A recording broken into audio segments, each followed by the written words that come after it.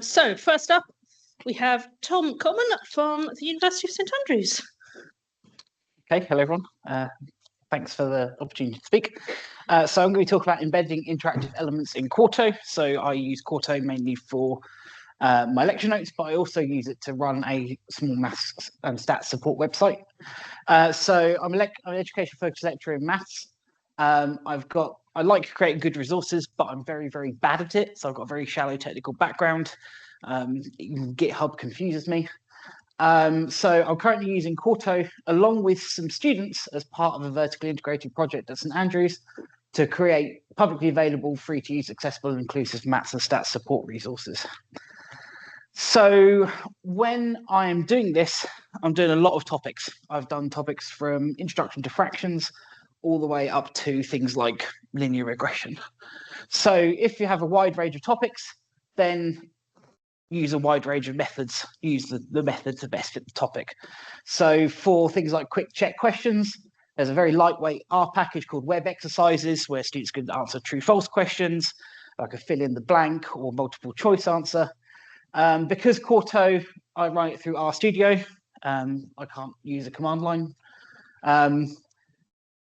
You could use things like RShiny apps. You can do this with an RShiny server if you have one, but you can also do it for free if you use RShiny Live as well. And this is free, but it's the cost of very long loading times. Desmos, we've already seen Desmos today. It is brilliant. It's great. If you're running a small student-focused project like I am, they give you the API code for free, which is great. Or you can embed directly from Desmos without an API code. I'm not sure how much of the features pass over from one to the other. And also you can code in raw HTML to provide natural flexibility for things like animations and calculators. Okay, because I am very terrible at coding, I have no background in it at all. I've used some generative AI tools to provide starting points to create interactive elements on this website. So I use RShiny Assistant for RShiny, Copilot and ChatGPT for HTML, and sometimes the Desmos API environment. This is great because I can, when I work through this with my students, I can teach them to critically evaluate the output from generative AI. Is this doing exactly what you wanted to do? 2 minutes. Left or to go? Left. Oh, Christ. So you have to ask specifically for accessibility features. And if you're using multiple outputs like I do, so HTML, PDF and Word, use conditional content tags to make sure your accessible features only appear in HTML. Here's how to embed these things. So HTML, all the code is here in Quarto. I'll put the slides in the chat so you can see for yourself. So Desmos with and without an API key.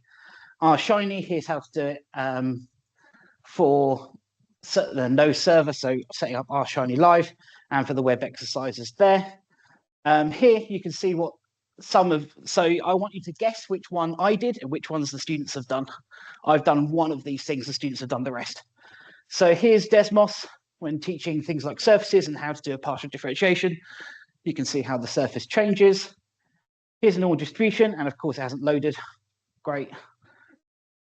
Here's a HCF and LCM calculator. You can work out all these things. Here's some web exercises to rationalize the denominator. That's definitely wrong. Here's matrix multiplication. You can change these and that changes, and you can highlight these things. And here's a hypothesis testing flowchart, and the page is not great. Wonderful. So very quickly, which one did I make? Ah, well done. Okay, so if you want more, there's some more. Thank you very much.